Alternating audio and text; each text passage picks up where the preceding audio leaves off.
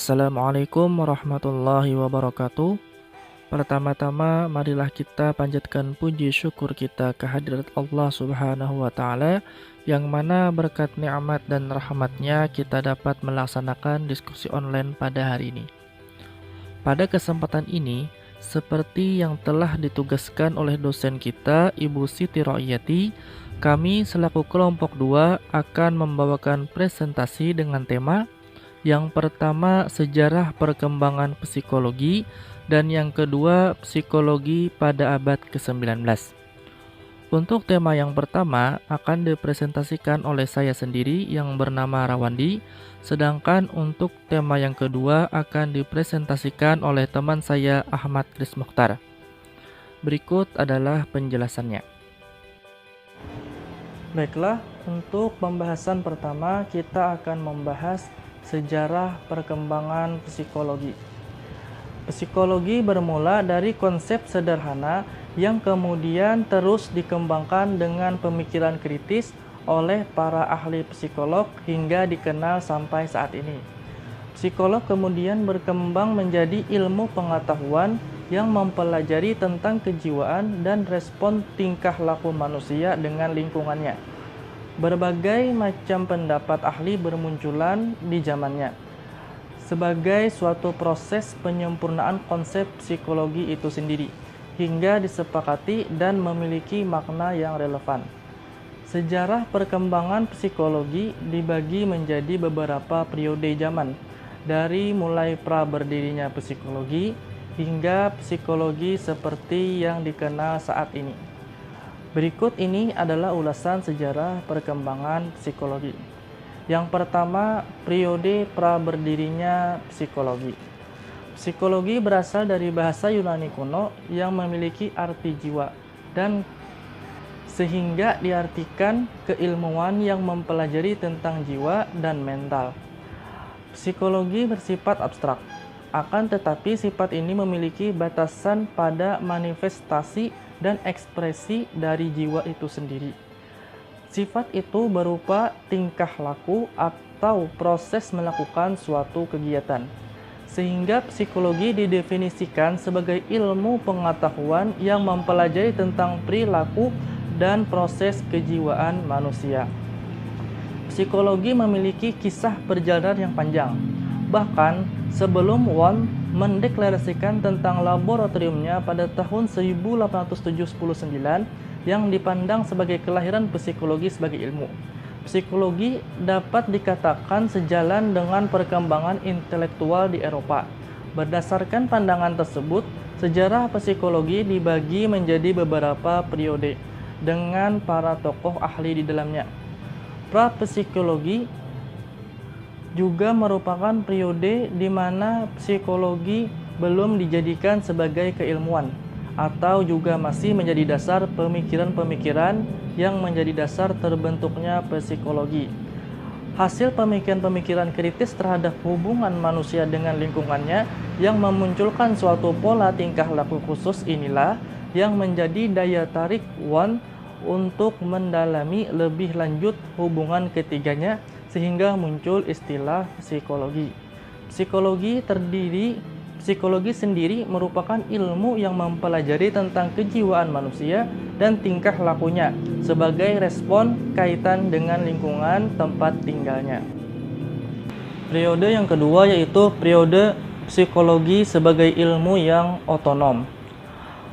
Pada akhir abad ke-19 merupakan babak baru dalam sejarah psikologi. Tahun 1879, Wilhelm Wundt mendirikan sebuah laboratorium psikologi pertama sebagai titik awal perkembangan sejarah psikologi. Laboratorium Wundt didirikan di Leipzig. Wundt juga memperkenalkan metode introspeksi yang digunakan dalam penelitian-penelitiannya. Dia juga dikenal sebagai tokoh penganut strukturalisme karena mengungkapkan teori yang menguraikan struktur dari jiwa. Wundt percaya bahwa jiwa terbentuk dari elemen-elemen, kemudian memiliki mekanisme penting yang menghubungkan antara elemen kejiwaan sehingga membentuk struktur jiwa yang utuh dan disebut asosiasi. Oleh karena itu, Wan juga disebut sebagai tokoh asosianisme. Kemudian, Edward Bradford Titchener mencoba menyebarluaskan ajaran dari Wan ke Amerika. Namun, orang Amerika kurang menyukai teori Wan dan menganggapnya terlalu abstrak dan sulit diterapkan secara langsung. Mereka akhirnya membentuk aliran sendiri yang disebut fungsionalisme dengan tokoh-tokoh seperti William James dan James McCandless. Aliran ini lebih berfokus pada fungsi jiwa daripada strukturnya. Kettle menemukan teknik evaluasi psikologi berupa psikotes yang merupakan bukti bahwa orang Amerika cukup pragmatis. Meskipun sudah pragmatis, namun aliran fungsionalisme masih dianggap terlalu abstrak. Sarjana Amerika menghendaki agar psikologi mempelajari hal-hal yang objektif dan dapat dilihat. John Brodess merupakan pelopor dalam hal ini yang kemudian dikembangkan oleh Edward K. Stallman dan Bev Skinner. Selain di Amerika, di Jerman sendiri, Wan mulai mendapatkan kritikan dan koreksi. Oswald Kolff merupakan salah satu murid Wan yang kurang puas terhadap ajarannya dan kemudian menciptakan alirannya sendiri. Dia menolak anggapan Wan bahwa berpikir itu selalu dalam pikiran atau bayangan. Kolff berpendapat bahwa bila tingkat berpikir yang semakin tinggi tidak akan menyerupai bayangan, melainkan pemikiran yang tidak terbayangkan. Di Eropa, muncul aliran Gestalt. Aliran Gestalt menolak ajaran Wan yang berfokus pada elemen-elemen yang berpendapat bahwa gejala kejiwaan perlu dilihat sebagai suatu hal yang bersifat keseluruhan dan tidak dapat dipecah-pecah menjadi bagian. Kruger pada tahun 1924 mengenalkan istilah Ganzett yang disebut hampir sama dengan aliran Gestalt. Meskipun Kruger menyebutkan bahwa Ganzett merupakan bentuk pengembangan dari Gestalt, Kruger berpendapat bahwa teori Gestalt terlalu berfokus pada persepsi objek. Hal ini menjadi keraguan karena penghayatan yang menyeluruh adalah hal yang utama terhadap ruang dan waktu, sehingga tidak dilihat berdasarkan persepsi saja. Perkembangan teori psikologi menurut Gestalt oleh Kurt. Perkembangan teori psikologi menurut Gestalt berkembang dari field theory atau teori lapangan oleh Kurt Lewin. Mulanya, Lewin tertarik dengan paham yang dianut oleh Gestalt. Namun kemudian dia memberikan kritik karena dianggap tidak kuat. Lewin kemudian mengembangkan psikologi kognitif di Amerika Serikat sebagai langkah lanjutan. Psikologi kognitif merupakan gabungan dari aliran behaviorisme dan aliran Gestalt yang dibawa pada tahun 1940-an. Aliran psikologi kognitif berfokus pada proses pusat seperti sikap, harapan, dan ide dalam bentuk tingkah laku. Kognitif diartikan sebagai suatu yang terjadi di alam bawah sadar. Salah satu tokoh psikologi kognitif antara lain adalah L. Fertinger. Psikoanalisa kemudian lahir membawa pengaruh yang besar dalam perkembangan psikologi hingga saat ini. Psikoanalisa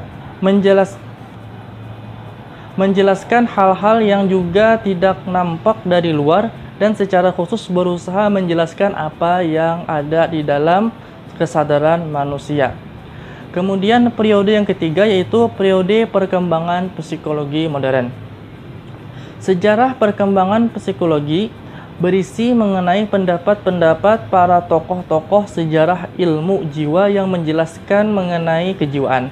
Terbentuknya psikologi modern tidak terlepas dari pengaruh para tokoh-tokoh psikologi di masa lalu. Aliran modern yang muncul pada perkembangan psikologi adalah strukturalisme. Strukturalisme ini adalah awal munculnya pernyataan psikologi sebagai disiplin ilmu yang bersifat otonom dan dibangun menggunakan laboratorium penelitian. Namun, karena banyaknya pendapat dan pertentangan, maka munculnya banyak aliran-aliran psikologi lainnya, yaitu fungsionalisme, behaviorisme, gestalt psikologi, psikoanalisis, humanistik psikologi. Berikut akan saya uraikan lebih jelas mengenai aliran-aliran tersebut. Yang pertama, aliran strukturalisme. Psikologi pertama kali dikembangkan di laboratorium Wundt sebagai bapak pendirinya, dengan meneliti mulai dari filosofi-filosofi terkait dengan kejiwaan dan mencapai tujuan untuk memajukan ilmu pengetahuan. Metode introspeksi digunakan secara eksperimental untuk melakukan penelitian secara analisa.